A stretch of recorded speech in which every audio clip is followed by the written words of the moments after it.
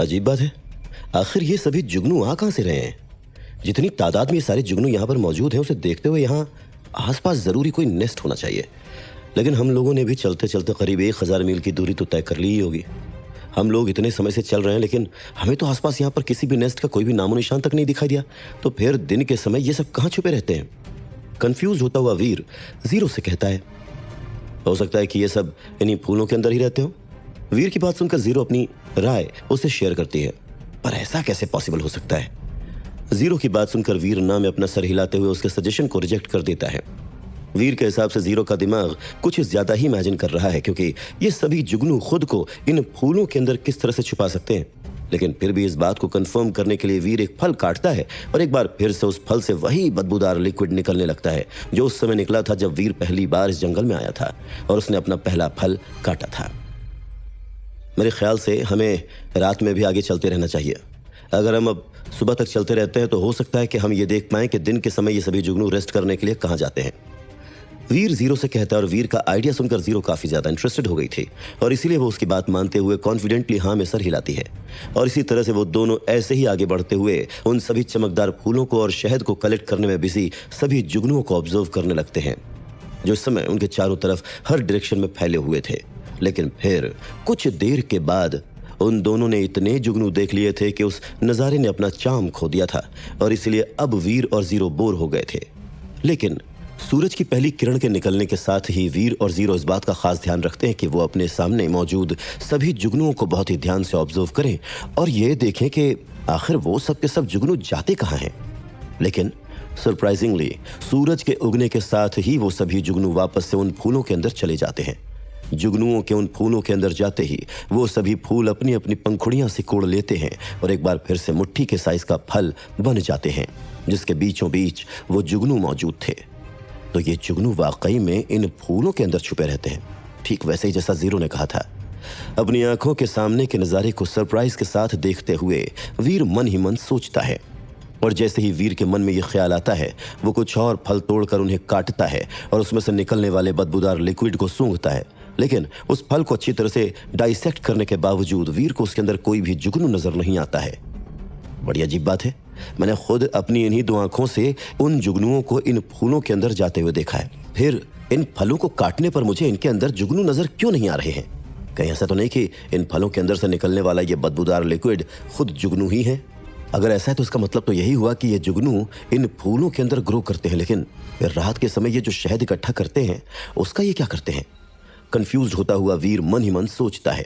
लेकिन of course वीर को इससे कोई बहुत ज्यादा फर्क नहीं पड़ता है और इसीलिए इन सब बातों को नजरअंदाज करते हुए वो जीरो के साथ आगे सफर तय करता जा रहा था।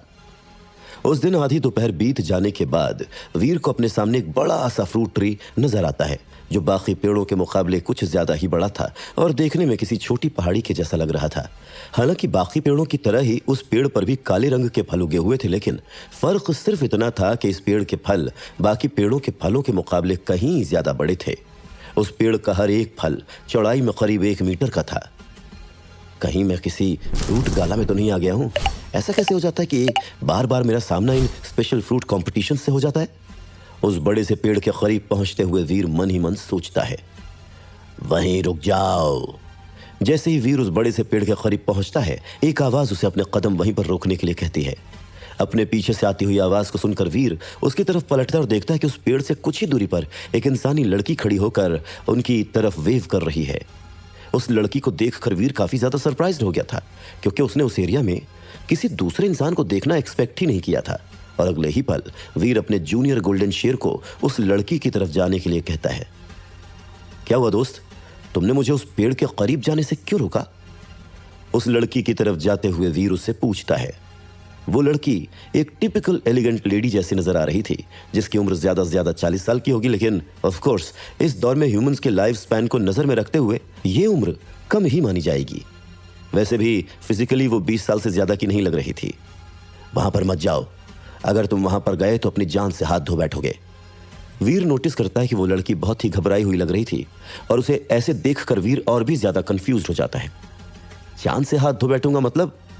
उस लड़की की बात सुनकर शॉक्ड वीर उससे पूछता है, मेरे पीछे चलो। वो लड़की वीर और जीरो को अपने साथ चलने का इशारा करती है और फिर पलटकर जंगल की गहराई में जाने लगती है। वीर और जीरो दोनों एक दूसरे को देखते हैं और फिर उस लड़की के साथ जाने का डिसीजन लेते हैं। कुछ ही दूरी तक चलने के बाद वो सब के सब ऐसी जगह पर पहुंचते हैं जहां पर कुछ टेंट्स और लिविंग एम्यूनिटीज मौजूद थी। वहां पर कुछ और लोग भी मौजूद थे जो दोपहर की धूप में सनबाथ ले रहे थे। वीर और जीरो के वहां पर आने से उन सभी का ध्यान उन दोनों की तरफ चला गया था। जो लोग लेट लेट कर सनबाथ ले रहे थे वो अपनी जगह से खड़े हो जाते हैं और बाकी सब अपने अपने टेंट्स में से बाहर आ जाते हैं। उस जगह पर दर्जनों ह्यूमंस मौजूद थे और उनके कपड़ों और टेंट्स के स्टेट को देखकर यह पता चल रहा था कि वो सब के सब यहां पर काफी समय से होंगे। तुम्हारी किस्मत अच्छी थी कि तुम मुझे मिल गए, नहीं तो अगर मैं वहां समय पर नहीं पहुंचती तो तुम अब तक मर चुके होते और तुम्हें इस बात का जरा सा भी अंदाजा नहीं होता कि तुम्हारी मौत आखिर हुई कैसे। कैंप में वापस आने के बाद वो लड़की काफी ज्यादा काम नजर आ रही थी। खैर, ये जगह सेफ है, इसलिए तुम यहां पर अपना टेंट लगाकर कुछ समय के लिए रेस्ट कर सकते हो, वो लड़की वीर से कहती है।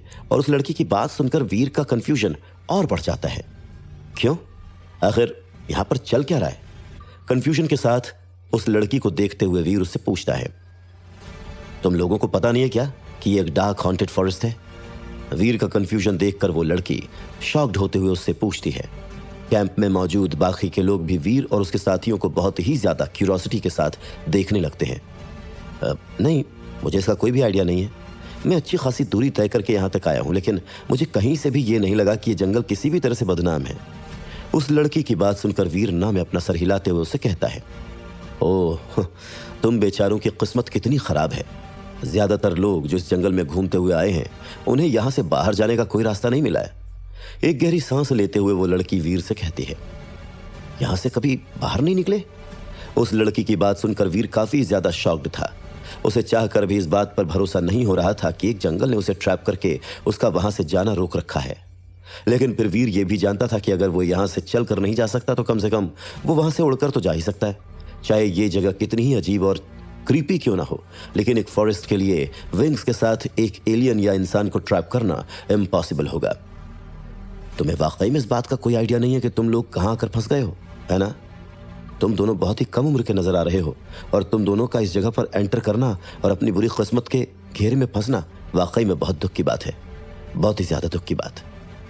कैंप का एक और इंसान जो काफी एक्सट्रोवर्ट टाइप का था वीर से कहता है, क्या कोई अपनी बकवास बंद करके मुझे साफ साफ सब कुछ बताएगा कि यहाँ पर आखिर चल क्या रहा है? वीर वहां के लोगों को थोड़ा अल्कोहल और खाना पास करते हुए कहता है, जो उसने जूनियर गोल्डन शेर पर लदे बैग में से निकाले थे। जब लोगों ने वीर के पास अल्कोहल और खाना देखा तो वो सब के सब शॉक्ड हो गए थे। वीर से तुरंत ही उन सभी आइटम्स को लेते हुए वो सब के सब जल्दी से जल्दी उन्हें ऐसे खाना और पीना शुरू कर देते हैं जैसे कि उन्होंने हजारों सालों से कुछ भी न खाया हो और न ही पिया हो। दोस्त, क्या तुम्हारे पास सिगरेट्स भी हैं? अधेड़ उम्र का एक आदमी वीर से पूछता है। हाँ, है ना। वीर अपने पॉकेट से सिगरेट्स का एक पैक निकालता है और उसे उस अधेड़ उम्र के आदमी की तरफ उछाल देता है, जो इस समय बहुत ही ज्यादा शॉक्ड नजर आ रहा था। तुम्हें इन सबको संभाल कर रखना चाहिए, ऐसे ही खुले हाथों से उड़ाने की जरूरत नहीं है। आफ्टर ऑल तुम यहाँ पर लंबे समय तक रहने वाले हो। जब वो लड़की देखती है कि वीर कितना ज्यादा दयालु बन रहा है, तब वो चाहकर भी अपने चेहरे पर सैड स्माइल के साथ ये सब कहे बिना रह नहीं पाती। हालांकि वीर ये अच्छे से समझ गया था कि वो लड़की क्या कहना चाह रही है, लेकिन उसे भरोसा नहीं हो रहा था कि जिस जंगल में वो लोग इस समय हैं वो उसे ट्रैप करने में कामयाब हो पाएगा। और यही वजह थी कि वीर स्माइल करता है और वहां के लोगों को बताने के लिए कहता है कि आखिर इस जंगल का चक्कर क्या है। वीर को उस जगह के लोगों से कोई नुकसान नहीं था और अब वीर से इतना सामान मिलने के बाद वो सब इतने खुश हो गए थे कि उन सब ने बहुत ही पैशनेटली इस जगह की जितनी ज्यादा हो सके उतनी कहानियां बताना शुरू कर दिया था।